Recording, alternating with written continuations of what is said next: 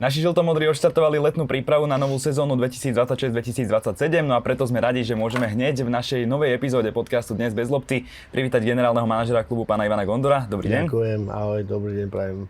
No a máme tu dnes veľmi dôležitú úlohu, pretože budeme odpovedať na otázky našich fanúšikov, ktoré sa pýtali na sociálnych sieťach. Tak ste pripravení? Dúfam, že áno. Verme, že zodpovieme tých otázok čo najviac a ja by som začal hneď tými prvými, ktoré sa objavili na sociálnej sieti Facebook. Je tu otázka, či považujete niektoré posty za tie, ktoré potrebujú najviac posilniť po odchodoch našich dvoch naozaj bodových hráčov Hugála a Samuela Ramosa. Tak v prvom rade my sme radi, že tohto ročnú prípravu začíname so širokým kádrom. Nebolo to zvykom na Zemplíne, aby sme do prípravy išli v podstate v plnej zostave. Je pravda, že Hugoál a Samo Ramos odišli, to boli najbodovejší hráči v klube v poslednú sezónu. Snažíme sa ich nahradiť, veríme mladým, tým, čo dostanú príležitosť, ale je pravda, že ešte chceme doplniť tým a určite tým doplníme minimálne o dvoch hráčov. Na ktoré pozície najviac nás trápi momentálne deviatka, čiže striker, útočník a budeme hľadať, alebo hľadáme desiatku, respektíve osmičku pozíciu, myslím na ihrisku, čiže ten stredový hráč ofenzívny. Vieme, aké je ťažké niekedy dostať najmä slovenských hráčov tu do Michalovec, vzhľadom aj na lokalitu a na možno také iné porovnávanie aj so západným Slovenskom. Tak je tu otázka, či sa zlepšila tá vyjednávacia pozícia nášho klubu v prípade, že teda už máme ten klub, môžeme povedať, stabilizovaný, dosiahli sme v minulej sezóne aj naozaj veľmi pekný úspech. Je pravda, že za posledný rok alebo rok a pol sa zlepšila naša vyjednávacia pozícia, čo sa týka hráčov. Bohužiaľ, zlepšila sa viac u zahraničných hráčov. Viac si zaujímajú chodiť tu hráči zo zahraničia, sú pokornejší, lacnejší ako slovenskí hráči, ale my sa aj tak snažíme priniesť slovenských hráčov, čoho príkladom je aj nový prirastok v našej rodine, mladý Korba, ktorý začal s nami prípravu a dúfam, že sa to bude len a len zlepšovať. Vieme, že klub neoznamuje verejne údaje o rozpočte, ale teda fanúšikov zaujíma, ako sa vyvíja ten rozpočet v porovnaní s minulou sezónou a či bude možno pre túto sezónu vyšší alebo zostáva na rovnakej pozícii? Rozpočet zostáva na rovnakej pozícii ako v minulom roku. My verejne neinformujeme o rozpočte, aj keď dnes si to každý, kto tomu rozumie, vie nájsť na sociálnych sieťach, respektíve na portáloch daňovej a finančnej správy, ale my oficiálne nezverejňujeme rozpočet. Ale sme pripravení na sezónu a myslím, že všetko bude OK. Tak veríme, že sa nám podarí minimálne rovnaký úspech, ale možno sa podarí rovnaký úspech, aj ako sme mali v minulej sezóne v prípade spolupráce s nejakým druholigistom. Vieme, že v minulom ročníku to bola skúsenosť a spolupráca so Starou Ľubovňou. Bude niečo podobné aj v novom ročníku s nejakým možno iným druholigistom? Tak nalejme si čistého vína. Ako minuloročná skúsenosť so Starou Ľubovňou bola zlá a tá spolupráca sa našou vinou nevydarila a ja osobne nie som spokojný so spoluprácou so Starou Ľubovňou. Stará Ľubovňa nesplnila svoje záväzky, aké sme mali naše dohody a snažili sme sa im pomôcť, ale z ich strany nebola žiadna odpoveď, dokonca nakoniec prestali aj komunikovať. Ale to je minulosť, k tomu sa nechcem vracať. Áno, je pravda, že hľadáme alebo našli sme spoluprácu v druholigovom klube, je to Humenné. Snažíme sa, ale veľmi úzko spolupracujeme s Humeným. Myslím si, že tá spolupráca v tomto roku bude oveľa lepšia a hlavne bude prospešná pre obidve strany. Aj pre Humenné, aj pre Michalovce a pre futbal na východe Slovenska. Zároveň sme sa dostali do nejakej spolupráce s iným klubom, ale je tu otázka na to, či teda klub neplánuje spraviť svoje B družstvo, najmä pre hráčov, ktorí končia v 19. A je tu zároveň taká podotázka, či je pre nás lepšie kupovať hráčov zo zahraničia. No to sú tri otázky v jednej. Tak áno, mojou snahou, odkedy som tu, je mať B mužstvo a bohužiaľ tie pravidlá zo Slovenského futbalového zväzu na vytvorenie B mužstva, B tímu sú tak nerealistické pre náš klub, že my si to nevieme dovoliť ani zo športového, ani z ekonomického hľadiska. A hľadáme spôsob, aj tlačíme na zväz, aby tie pravidlá sa zmenili. Keď pred rokom lebo na tú otázku odpovedám pravidelne, keď som pred rokom odpovedal na tú otázku, že pre nás a pre kluby, okrem tých veľkoklubov, ako je Slovan, Dunajská Streda, je nevýhodné ekonomické držať B tým, tak nechcem povedať, že sa mi smiali, ale mali iný názor. Dnes vidno, že mal som pravdu, už aj Košice rušia B klub alebo B tým. Aj iné tým mám informácie, že aj iní chcú rušiť, pretože tá ekonomická a športová, ten bonus alebo ten profit ekonomický a športový, hlavne športový, je nepriateľný podľa tých pravidel, ako sú nastavené. Takže sa nám to neoplatí. My chceme B tým, je to nevyhnutné mať B tým, ale momentálne musíme čakať na zmenu pravidel. Ale je to asi otázka do budúcnosti, že v prípade, že by sa tie pravidlá zmenili, tak by sme boli za to. Áno, ja som pripravený, my chceme B tým, sa opakujem, je to nevyhnutné pre nás. A chceme developovať vlastných hráčov z akadémie a dostať ich na ten vrcholový futbal, je pre nás nevyhnutné mať B tým. Je dobre mať aj spolupracujúci tým v druhej lige, ale B tým je alfa omega nášho ďalšieho fungovania. Kto je podľa vás najlepší hráč v histórii MFK Zemplín Michalovce? To je otázka z iného súdku, ktorá sa objavila na našich sociálnych sieťach. No, zaujímavá otázka. Som rád za túto otázku, až sa pozriem, kto ju položil, ale tak sú to dve roviny. Prvá je kvalita týchto hráčov. MFK Zemplín vychoval veľa kvalitných hráčov a reprezentantov, ktorých si vážime a ktorí pre tento klub urobili veľa. Takže ja by som túto otázku rozdelil na dve otázky. Prvé je to, kto bol najkvalitnejší futbalista a druhá je, kto tomuto klubu dal najviac. Tak tú kvalitu hráčov, ktorí vyšli z našej akadémie, respektíve z nášho A tímu, sa nedá povedať, kto bol z nich najlepší, ale vychoval veľa. Igor Žovčák, Trusa, Kostelník, reprezentanti Slovenska, dokonca Maťo Kostelník bol na majstrovstvách Európy, ktorý je odchovaný z nášho klubu. A nechcem nikoho, Dušan Sininský, nechcem nikoho vynechať. Ale ak zoberiem do úvahy, kto tomuto klubu z našich odchovancov dal naviac, tak je to určite Igor Žovčák a ja pevne verím, že raz sa jedna z tribún bude volať po ňom a že jedna z tribún raz bude dnes jeho meno, čiže bude to tribúna Igora Žovčáka. Ja si nesmierne vážim jeho prístup nielen ako hráča, ale ako človeka a on tomuto klubu fakt dal srdce, dušu aj telo a zaslúži si naše uznanie. Viete, to pre mňa osobne je história veľmi dôležitá, z toho musíme vychádzať a my sme hrdí na našu históriu, ale sme zodpovední za našu budúcnosť. A v tom ja dávam veľký dôraz na tú zodpovednosť, aby aj po nás, tí, čo prídu po nás, mohli povedať, že sú hrdí na našu históriu. Kedy začneme predávať permanentky na novú sezónu 2026-27? Ešte to sa nepredávajú? Pekná otázka, ktorá nám tu pristala, pretože ľudí aj zaujíma to, kedy si budú môcť zakúpiť tie celosezónne permanentky. To som rád, že je záujem.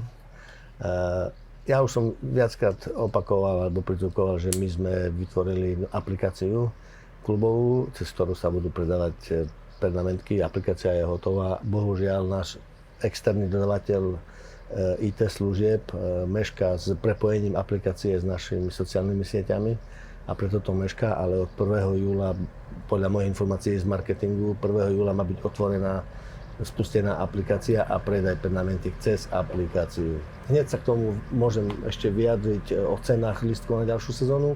My ceny lístkov nemeníme. Chceme, aby čo najviac lístkov a permanentiek sa kupovalo cez aplikáciu. Je pravda, že ak si náš fanúšik nekúpi lístok cez aplikáciu, čiže elektronický lístok, v pokladni bude mať o nejaké to 1 euro, alebo aj neviem presne ceny, to bude drahšie, ale ceny lístkov sa nemenia. Chceme, aby všetci si kupovali 21. storočie IT techniky, takže chceme, aby všetci naši fanúšikovia používali našu aplikáciu a boli členmi klubu. Čo je našim cieľom do budúcej sezóny, to je zároveň prepojenie na tie permanentky. Prečo by si mali diváci kúpiť permanentky? A s akým cieľom MFK Zemplín vstúpi do budúceho ročníka? Ciele sú stále vysoké, ale buďme realisti. Našim cieľom je v prvom rade hrať pekný a atraktívny futbal. A myslím, že posledné 2 roky sa nám to darí, zvlášť predchádzajúcu sezónu sme hrali, myslím si, že zaujímavý, kombinačný, moderný futbal a to by sme chceli predvádzať na ihriskách aj tento rok. Ak sa nám to podarí, tak budeme hrať v tých vodách, v tabuľky, ako sme hrali predchádzajúcu sezónu. Našim cieľom je, ja to vravím a stále to opakujem dlhodobo, my dlhodobo v tabuľke sa len ťažko budeme porovnávať s prvou štvorkou, to je Slovan, Žilina, Dac a Trnava, ale prečo by sme sa nemali pobiť o to 5., 6., 7., 8. miesto a to je našim cieľom, ako byť vyrovnaným superom pre tých hore, nebať sa tých dole a bojovať o 5., 6., 7., 8. miesto. Takže hýbať sa niekde v strede tabuľky. Samozrejme, že ak sa nám bude dariť, radi by sme zabojovali ešte viac, ale to je, myslím si, že momentálne skoro. Všetko záleží, ako začneme sezónu, ako sa nám podaria prvé 3-4 zápasy, aká bude atmosféra v klube a my preto urobíme všetko, aby tá sezóna bola podobná ako predchádzajúca. Čo je vašim takým tajným snom s našim futbalom v Michalovciach? Pretože každý máme nejaké sny a ciele. Vy ste z pozície generálneho manažera klubu ešte bližšie k tomu, aby sa tie ciele mohli podariť. Tak aký je váš sen a cieľ s týmto klubom? Poviete sa, predchádzajúca sezóna nebola zlá. Tak to poviem skromne. Myslím si, že bola dobrá, ale nebola excelentná. V športe excelentné je získať nejaký titul, či už v lige, pohári. Nám sa zatiaľ tituly získavať nedarí. Uvidíme ako v budúcnosti, ale môjim cieľom je hrať v prvom rade atraktívny futbal a raz priniesť nejaký z európskych pohárov do Michalovec. To je môjim snom. Tak o sny sa pýtate. Áno, presne tak. Môjim snom je doniesť do Michaloviec na tento štadión európsky pohár. Vieme o Antonovi Malatinskom v Trnave, ktorý vyskladal dávne a slávne mužstvo ešte z dedinských hráčov, ak to môžeme takto povedať, aby sme nikoho neurazili. Či neplánujete niečo podobné aj v Michalovciach, aj keď vieme, že tá doba sa už celkom jednoznačne zmenila, ale či klub neplánuje pracovať aj s talentmi z okresných líg? Ja na to mám taký príklad. V obci Ruské medzi slovenskou a ukrajinskou hranicou je rímska cesta. A niektorí experti tvrdia, že vydržala viac ako 2000 rokov a dnešné cesty nevydržia ani rok. A to mám takú odpoveď, že po tej ceste neprešiel ani jeden kamión. Takže to je tá zmena doby a tá doba sa veľmi, veľmi zmenila. A doniesť dnes hráča z nižšej ligy do prvej ligy, okrem druhej ligy, keď nepočítam, a keď som dobre rozumel otázke, tak tretej ligy je nemožné. My sa snažíme doniesť mladých hráčov do akadémie už od veku 12, 13, 14 rokov a postupne ich dostávať v tých kategóriách vyššie a vyššie, nielen vekovo, ale hlavne herne, tak aby sa dokázali presadiť v prvom týme. Ale doniesť hráča z tretej ligy, aby sa presadil v dnešnej dobe, nevidím to reálne. Samozrejme, ak by bol nejaký talent, stane sa aj v anglickej lige. Sa stalo, že v 4. ligy sa stala hviezda, zrodila sa hviezda, ale milé rád, ale tá doba sa veľmi, veľmi zmenila. A keď to takto zoberme to realisticky, niekedy sa hral futbal na každej dedine, dnes sa hrá futbal na každej 10. dedine. Takže ten záujem alebo tá demografická krivka upadá, život sa sťahuje z dedín do miest, aj keď ľudia žijú na dedine, ale chodia deti do školy, do miest a futbal sa stáva mestským športom. Viac sa hrá futbal v mestách, v kluboch, organizovania ako niekedy pri potoku na dedine. Preto aj tie talenty sú v podstate od malička už v mestských kluboch. Takže ten dedinský futbal bohužiaľ upadá a vidím to tak, že ten trend sa tak skoro nezastaví a naopak futbal sa presťahuje len do miest. Náklady na udržovanie ihriska a klubu sú tak vysoké, že si to obce nemôžu dovoliť a nemajú na to deti, aby vyskladali celý tím, aby sa prihlásili do súťaži a futbal bude časom mestský šport. Pozeráme sa práve na náš štadión, ktorý je za nami. Je nezastrešený, ešte celý. Máme niektoré tribúny, ktoré by si možno to zastrešenie zaslúžili a preto sa tu jeden z našich fanúšikov pýta, ako to momentálne vyzerá so zastrešením štadióna. No, my máme hotový architektonický projekt na zastrešenie celého štadióna. Pracujeme na tom. Do konca leta, respektíve do septembra, októbra by sme chceli mať stavebné povolenie. A čiže takto odpoviem. Projekt je hotový na zastrešenie celého štadióna. To nie je len zastrešenie štadióna, ale my chceme prilákať na, čo je našim cieľom. A jedným z mojich snov, ktoré som predtým povedať, je dostať na štadióny celé rodiny s deťmi aby sa ten sobotňajší zápas stal sviatkom pre nich, najväčšou udalosťou v týždni. A na to potrebujeme mať zázemie, musia byť adekvátne sociálne zariadenia, bufety, toalety, prístup na štadión, bezpečnosť na štadióne, pohodlie na štadióne. Preto hneď po mojom príchode som sa pustil do snahy zrekonštruovať tento štadión. Dnešnému dňu je ukončená architektonická štúdia, robí sa projekt, do konca októbra, keď sa dobre neviem, chceme, aby sme mali stavebné povolenie a budeme žiadať o financovanie. Máme to nejak predjednané, ale robí sa na tom. Počítam, že niekedy v roku 2027 by sa začala rekonštrukcia a nemala by trvať dlhšie ako do konca roku 2027 by mala byť hotová. So všetkým, to znamená prekrytie štadióna, prekrytie zadných strán, aby bol ten koridor v bufetoch pod strechou, nové sociálne zariadenia a nové bufety. Tešíme sa na to, čo nám budúcnosť prinesie. Zároveň ale budeme konfrontovať ešte fanúšikov s inou odpoveďou, pretože aj pod včerajším príspevkom, ktorý riešil naše nové zázemie, čo sa týka posilňovania aj šatne pre mužstvo, sa objavil komentár, že treba už aj vylepšiť to fanúšikovské komfortné sedenie, a teda keď sedia fanúšikovia na nekrytých tribúnach, tak asi to nie je úplne ideálne, čo si uvedomujeme. Ale zároveň vy možno môžete odpovedať, prečo sa teda najskôr riešili zázemia pre hráčov a nie teda pre fanúšikov. Pretože my chceme udržať klub v prvej lige. To je náš alfa omega. Chceme vychovávať talenty, musíme mať v prvom rade klub alebo tým v prvej lige. Ak to chceme pritiahnuť, ak nechceme každý rok, čo tu bolo posledné roky zvykom hrať o vypadnutie, čiže o záchranu, tak to máme o záchranu, potrebujeme tú vyššiu kvalitu. A chceme tú vyššiu kvalitu, to je to prvá otázka, keď sa nemýlim, bola, či sa zlepšila vyjednávacia pozícia. To je jeden z faktorov, prečo. Pretože to zázemie pre profesionálny šport má dnes, ja tvrdím, že top kvalitu na Slovensku. Nielen tie šatne, nielen rozcvičovňa, posilovňa, ale aj regeneráciu máme už priamo v klube pre náš A-tím. Zároveň to je pre 19 a 17, čiže znamená U19 a 17. A teraz sa budeme venovať akadémii a fanúšikom. Nemyslím si, že sme neurobili nič pre fanúšikov, máme nové turnikety, snažíme sa pred každým zápasom vyčistiť celý štadión, nové bufety, nový catering.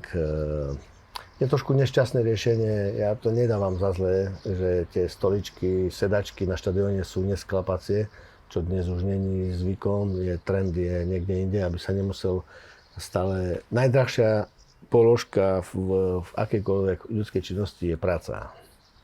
A vyčistiť sedačku, bohužiaľ nevieme nijak ináč, len ručne ju utrieť, povysávať a utrieť. Je tu 4500 sedačiek, teda 4500 sedačiek treba utrieť pred každým zápasom. Niekedy sa stáva, že my posledný rok pred každým zápasom upratujeme štadión, aj tak nie je čistý. My keď v piatok utreme všetky sedačky a v sobotu ráno príde vietor a nafúka prachy, sú znovu zaprašené. Ak by tie sedačky boli sklapovacie, ako je na moderných štadiónoch, tak by to nebolo. Bohužiaľ, toto zmeniť nevieme, tak chceme to celý štadión prikryť a možno do budúcna vymeníme aj sedačky. Zatiaľ je to projekčne nemožné. Aký máte názor na limit slovenských hráčov v prípade, že by teda bol? Ak by musel tým dodržať napríklad kvotu, v tomto prípade je tu uvedené 6 slovenských hráčov v jednom tíme a počítame teda aj v základnej 11 počas zápasu? Začnem odzadu. Ak by sme my mali dodržať limit 6 slovenských hráčov v základe, naša kvalita by išla dole. Naša, myslím, Michalovciach. Teraz začnem odpovedať na tú otázku. Futbal je dnes a šport je dnes internacionálnym športom. Všade vo svete sú anglické super týmy, kde nehrá ani jeden Angličan. Tu už nehovorím o odchovancov, ani jeden odchovanec. Majú akadémie o 1000 futbalistov, 1000 hráčov a v A-tíme nehrá ani jeden odchovanec. Nehrá napríklad nie jeden Angličan, ale to nie je náš problém. Futbal je internacionálny šport, sa veľmi zinternacionalizoval.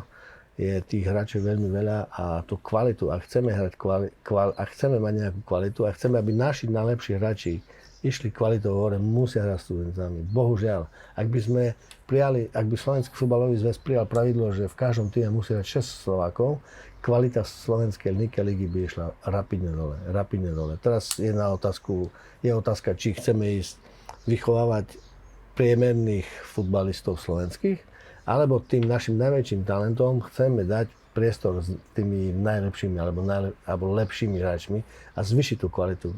Odpoveď si každý nájde sám. Viete, fanúšikovia chcú tak, že keď hráme o záchranu, tak je zlé. Keď hráme hore, ale hráme s cudzincami, je zlé. Tak fanúšik je náročný a hlavne na Zempline. Na Zempline fanúšik je veľmi náročný. Dúfam, že našou hrou ich presvedčíme, aby konečne začali ľudia chodiť na Zemplín, nie na Supera. To je jeden z mojich cieľov, aby sme mali fanúšikov a nie divákov. Na skúške máme aktuálne viacerých hráčov, ktorí prišli s nami odštartovať letnú prípravu. Vieme, že je tu napríklad už aj spomínaný Korba, ktorý je tu zo Slavie TU Košice, ktorá síce bola v druhej lige, ale zostúpila do tej tretej. Tak či dáme na skúške priestor aj hráčov napríklad z tej tretej najvyššej súťaže? Ak naši skauti vyhľadnú hráča v tretej lige, ktorý javí predpoklady, že by mohol byť hráčom prvej ligy, tak my takých hráčov radi príjmeme do nás, ale zatiaľ sme takoho nenašli v tretej lige. Dostaneme sa teraz už aj ku našej akadémii, ktorá je súčasťou nášho klubu. Konkrétne je to otázka na kategórie U8, U9, U10, U11. A teda otázka od fanúšika, či si myslíte, že je postačujúci počet trénerov dvaja na jednu kategóriu, v prípade, že je tam veľmi veľa detí. A teda, či si myslíte, že toto je správny postup, ako pracovať s tými najlepšími a či potom nezanikajú nám nejaké talenty? Keďže posledný mesiac sa intenzívne venujem akadémii našej, robím reorganizáciu akadémie, táto otázka nie je celkom pravdivá. Aj keď môže byť v konečnom dôsledku, vysvetlím to. Každá kategória U7, U8, U9, U10 má 3 trénerov. A to preto, aby boli minimálne dvaja, keby náhodou, lebo stále sa stane v živote, že jeden nemôže.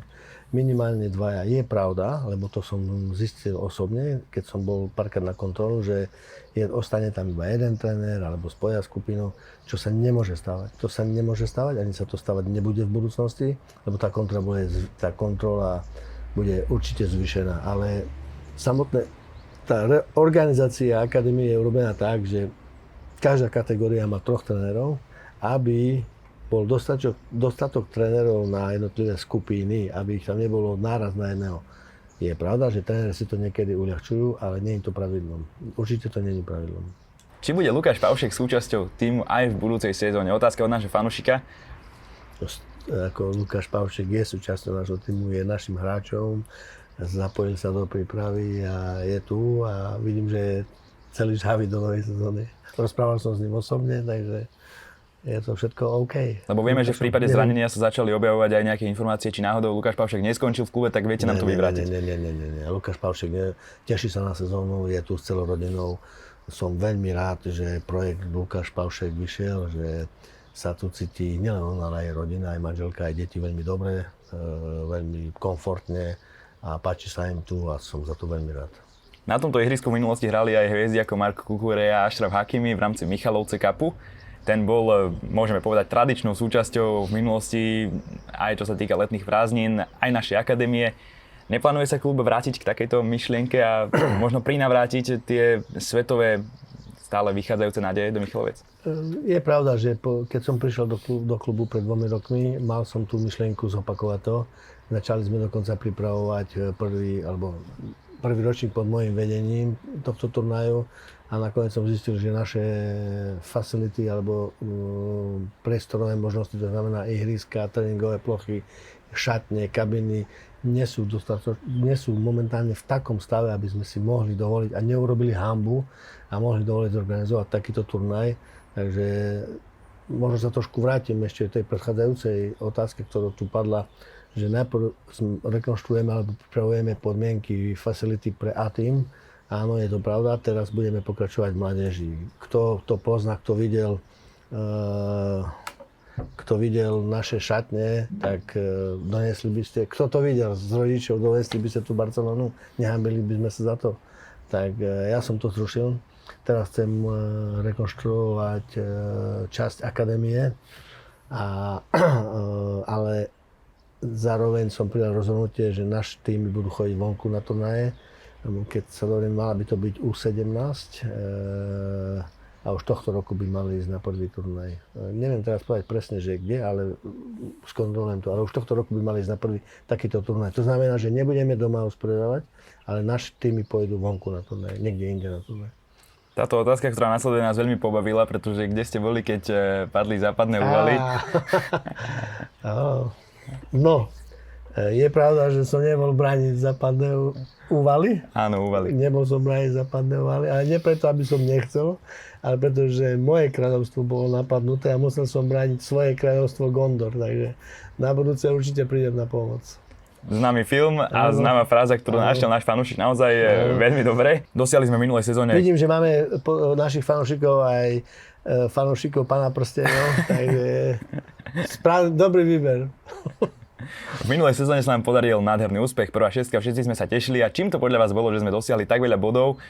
Možno to bolo pre niektorých prekvapením, vieme, že sme sa objavovali v predikciách pred sezónou na poslednom mieste v tabuľke.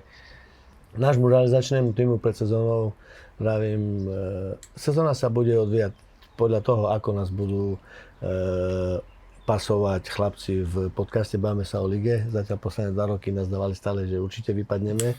Hrali sme prvýkrát veľmi tesne o prvú šestku, druhýkrát sme hrali v prvej šestke. Tak dúfam, že nás tohto roku nebudú pasovať za favoritov. A otázka znela, že prečo sme hrali tak vysoko. A čím sme podľa vás získali ten počet bodov taký, aký bol?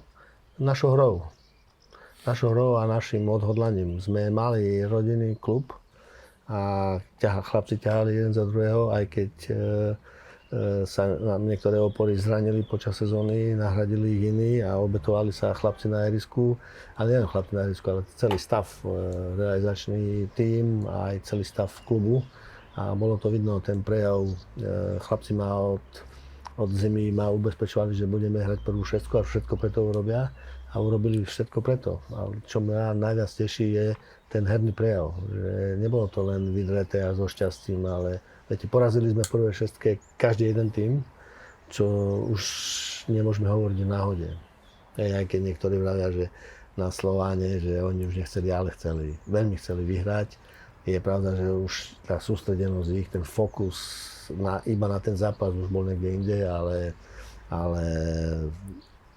chceli vyhrať. Ja by som chcel ešte za ten posledný zápas nášho roku na Slovane poďakovať fanúšikom v Bratislave, že po našom víťazstve ich toľko prišlo na hraciu plochu osláviť naše víťazstvo. Ešte raz ďakujem.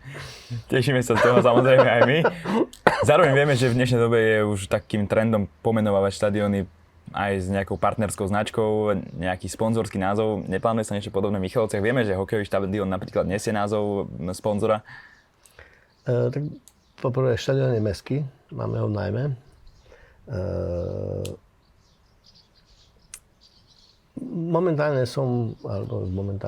Sme v jednaní s novými sponzormi, ktorí majú záujem či už túto sezónu alebo budúcu sezónu vstúpiť do klubu a trend. Áno, je pravda, že bol trend pomenovávať štadióny po sponzoroch, čo je dodnes. Veľké štadióny má každé svoje meno, ale zároveň sa zmenila aj tá pozícia marketingu v tom, že premenovávajú kluby.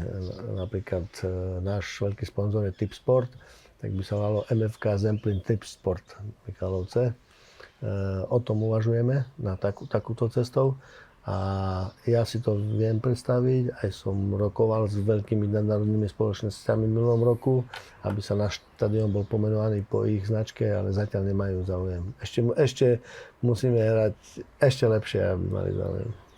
Otázka z iného súdku, koho pasujete za možného favorita na získ titulu majstra sveta na aktuálnom svetovom šampionáte? Nie momentálne, ja už 40 rokov pasujem toho istého, a to je Holandsko. Holandsko je môj tým od malička a dúfam, že to tohto roku dajú. Ako sa môže dostať v priebehu sezóny, videli sme to v minulom ročníku, do Michalovec hráč napríklad z Maurícia alebo Mexika? Tak je to všetko práca agentov a našich scoutov. My vyberieme pozíciu, na ktorú potrebujeme posilniť, respektíve do budúcna, lebo snažím sa robiť veci, aby sme boli krokom vpred. A potom oslovujú nás agenti, s ktorými spolupracujeme a ponúkajú nám v tých jednotlivých pozíciách hráčov, ktorých si vybereme a som to spomínal, futbal je internacionálny šport, takže tá cesta dnes, futbal nemá hranice momentálne. V minulej sezóne všetkých možno zaskočil ten podpis Lukáša Pavšeka, ktorý sa zjavil tak z nenazdajky. Príde aj túto sezónu a pred touto sezónou nejaké podobné prekvapenie pre michalovských fanúšikov? Snažíme sa, sme v jednaní. Či to vyjde, to neviem, ale snažíme sa priniesť niečo nielen herne na vysokej kvalite, ale aj marketingovo. Nechcel byť taký 10-ročný Ivan Gondor tiež futbalista? Ja som chcel byť všetko. ja som chcel byť všetko. Chcel som byť futbalista, chcel som hrať za Holandsko, už som to spomínal. Máte za sebou už 2 roky v klube. Áno. Teraz štartujete ďalšiu sezónu. Tretiu. Moja druhá plnohodnotná, ja to volám. Máte za sebou už aj nejaké úspechy a určite aj neúspechy, tak ktorý považujete za taký najväčší úspech vo vašom pôsobení a zároveň môžete spomenúť aj určite neúspech, pretože tie patria k športu a celkovo aj k životu. A myslím si, že o úspechoch tých športových je ešte veľmi skoro rozprávať.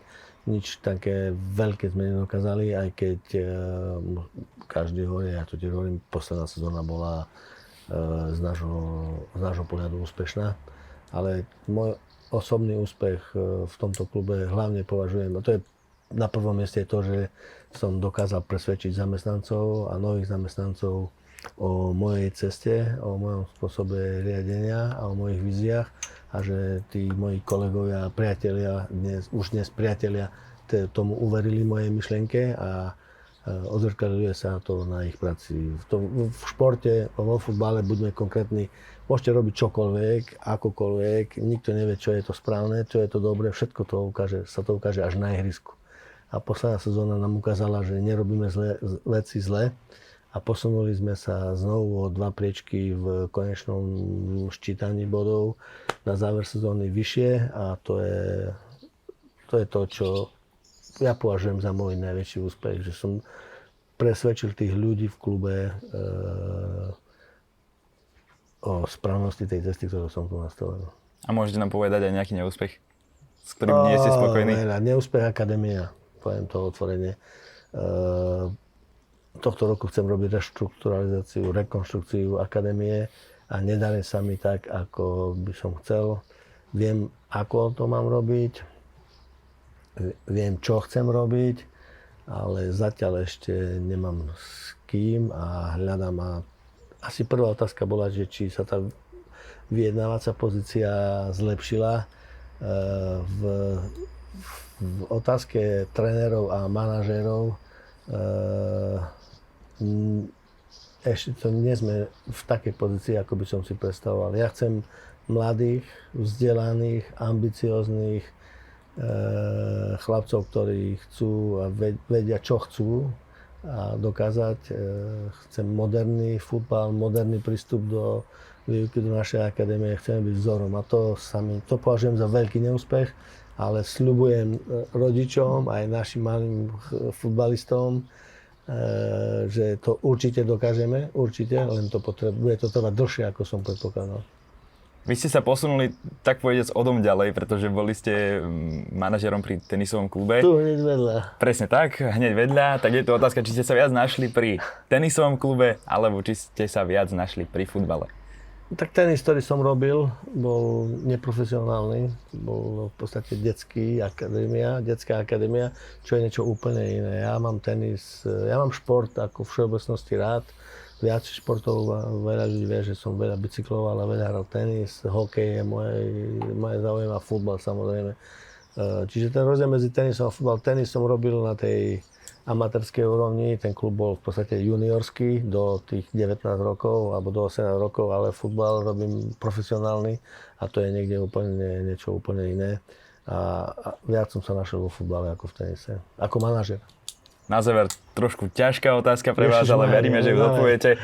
Vieme o našom sektore A4, ktorý je pri našej domácej striedačke a konkrétne nad ňou, pretože tam máme vyhradené miesta pre partnerov. Áno. A jeden z našich fanúšikov sa pýta, prečo tieto lístky nie sú v predaji, pretože potom podľa jeho názoru zostávajú tie miesta prázdne a nevyzerá to na pohľade hlavnej kamery najlepšie.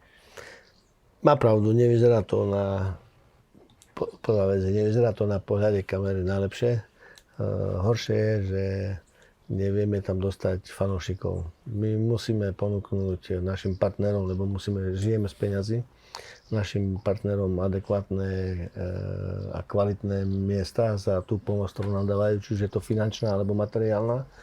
A preto sme vyčlenili ten sektor na VIP zónu.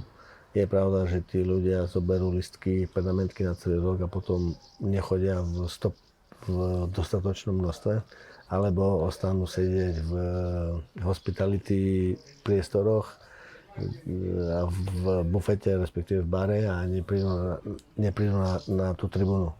Mrzí ma to, ale budeme sa snažiť to zmeniť, aby tá obsadenosť bola lepšia. Zas na druhej strane, tam sú voľné predané listky, dá sa kúpiť pernamentka aj z hospitality, to znamená, že s občerstvením zdarma, okrem nápojov, na celú sezónu, takže není pravda, dá sa tam kúpiť listové na jednotlivý zápas, není pravda, že nie sú na predaj.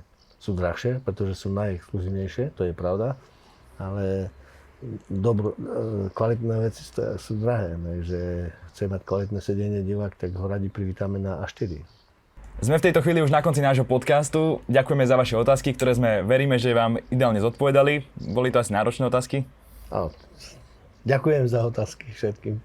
Asi takto by sme to zhodnotili, no ale naša súťaž nás nejako neobíde, pretože máme povinnosť oceniť jedného z vás, ktorý sa pýtal v komentároch.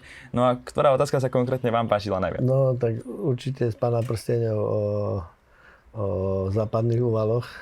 Lebo to sa často, so svojím priezviskom sa často stretávam s fanúšikmi Pána prsteňov. Takže neviem, ako sa ten pán volá. Je to pán Filip Bajtoš. Takže pán Filip Bajtoš, gratulujem, vyhrali ste prvú cenu. Presne tak.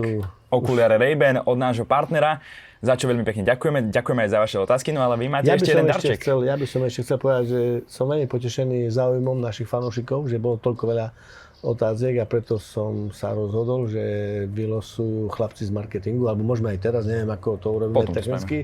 Čiže potom vylosujú dvoch výhercov na prvý domáci zápas tu do Tipsport Sky Lunch boxu, kde máte vynikajúci výhľad na ihrisko, hospitality, to znamená, že občerstvenie, alkoholické napoje, pivo a jedlo, celý zápas so servírkou zdarma v neobmedzenom množstve, takže chcem vás týmto aj privítať na futbale a všetkých fanúšikov pozývam na náš prvý domáci zápas.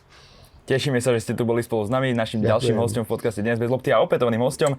Ďakujeme teda za váš čas. Ja ďakujem, Adam. No a veríme, že sa vidíme a počujeme niekedy na budúce. No a verme, že sa bude našim žltomodrým dariť v budúcej sezóne minimálne tak, ako v tej predošlej. Dovidenia a do počutia.